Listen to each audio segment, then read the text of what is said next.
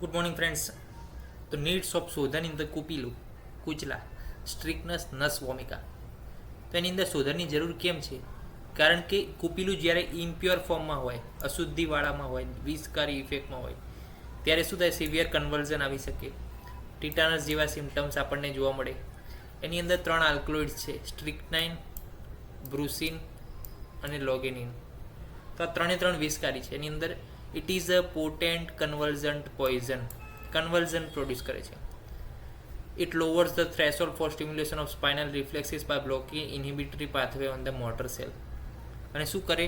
Motor cell ઉપર જે છે ઇન્હિબિટરી એક્ટિવિટી કરાવે અને સ્પાઇનલના જે રિફ્લેક્સ આવવા જોઈએ એને લો કરી નાખે.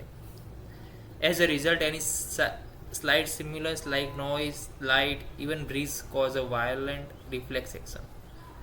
એટલે કે એક પ્રકારનું ઓછું રિએક્શન આવવું જોઈએ, એના બદલે વધારે રિએક્શન આવશે કોઈ પણ સ્લાઇટ પ્રત્યે.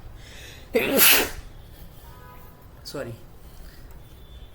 તો એ પ્રકારને જે છે આના કારણે જોવા મળે છે. Produce contraction of the muscle, contraction of muscle જોવા મળે. હવે પોઈઝનિંગના સિમ્ટમ્સ કેવા જોવા મળે? If seed are taken whole, જો આખા કુપીલુના બીજ લેવામાં આવે હોમ સહિત, તો જે છે કશું ના થાય. કેમ? કારણ કે એની ફરતે શું છે? હાર્ડ પેરીકેપ છે. તો એના કારણે આપણને કશું ના થાય. પણ જો પોઈઝનસ જે છે સીડ્સ જે બ્રોકન લેવામાં આવે, તૂટેલા લેવામાં આવે, તો એની અંદરનું જે દ્રવ્ય છે, જે પોટેન્ટ દ્રવ્ય છે પોઈઝન, એ જે છે આપણા શરીરની અંદર જાય તો પછી એક્શન જોવા મળશે પોઈઝનસ. બીટર ટેસ્ટ એ બહુ કડવું લાગશે, એન્શિયસ છે, રેસ્ટલેસ થશે માણસ, plus stiffness of muscle before typical convulsion start. First clonic intermittent હશે પહેલાં, પછી જે છે સસ્ટેન થશે. All muscle affected but start from the face અને નેક. અહીંથી ચાલુ થશે. કુપીલું જ્યારે લેવામાં આવે ત્યારે અહીંથી એક્શન, બધી સ્ટીફનેસ અને એ બધી એક્શન અહીંથી ચાલુ થશે અને ત્યારબાદ આખા શરીરમાં ફેલાશે. During this stage the muscles are stiff and rigid and the body is thrown into an arch. This is called opisthotonus. તો આવે છે ઓપિસ્થોટોનસ, એમ્પ્રોસ્થોટોનસ અને પ્લુરોસ્થોટોનસ. આ 3નો ડિફરન્સ આવે છે. જો બોડી આર્ક જેવી બની જાય તો ઓપિસ્થોટોનસ, ઓપોઝિટ ડિરેક્શનમાં થઈ જાય બોડી તો એમ્પ્રોસ્થોટોનસ, અને સાઇડ વેમાં થાય તો pleurosthotonus. Okay. Eye become prominent and staring. Okay, આમ એકદમ ઝારીને જોતા હોય માણસ, પ્યુપિલ્સ ડાયલેટ થતા હોય. Conscious is not lost and mind remains clear till death. Mind પોતાનું ક્લિયર લે, કોન્શિયસનેસ ના જતી રહે, માણસ મૂર્છામાં નથી જતો આની અંદર. અને duration of convulsion is half to 2 minute. અડધીથી 2 મિનિટ સુધી કન્વર્ઝન આવશે. In between the 2 convulsion or 2 type of the duration of convulsion, એની વચ્ચે મસલ જે છે કમ્પ્લીટલી રિલેક્સ રહેશે, પરંતુ એક્ઝોસ્ટેડ રહેશે, થાકેલા છે. After 5 to 15 minute slightest impulse like noise or current of air also cause conversion.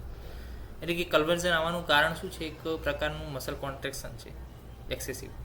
તો થોડાક 5 થી 15 મિનિટ પછી શું થશે? કોઈક નોઇસ આવશે, કોઈક અવાજ આવશે અથવા એર આવશે વધારે, તેમાં પણ એને કન્વર્ઝન થઈ શકે છે. તો આપણે એને શાંત રૂમમાં લઈ જાઓ, શાંત જગ્યાએ લઈ જાઓ કે જ્યાં એર ના આવતી હોય, એવું બધું ત્યાં એને લઈ જવું જોઈએ, જેથી કન્વર્ઝન શું થાય? ઓછા થાય. Finally convulsion are more rapid and severe પછી થશે. Patient can't breathe because diaphragm and thoracic muscles are under spasm.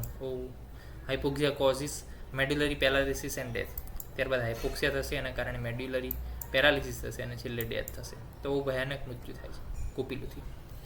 કુપીલુંનું poisoning જે છે ફેટલ ડોઝ કેટલો છે? 15 થી 50 mg સ્ટ્રિક્નિન.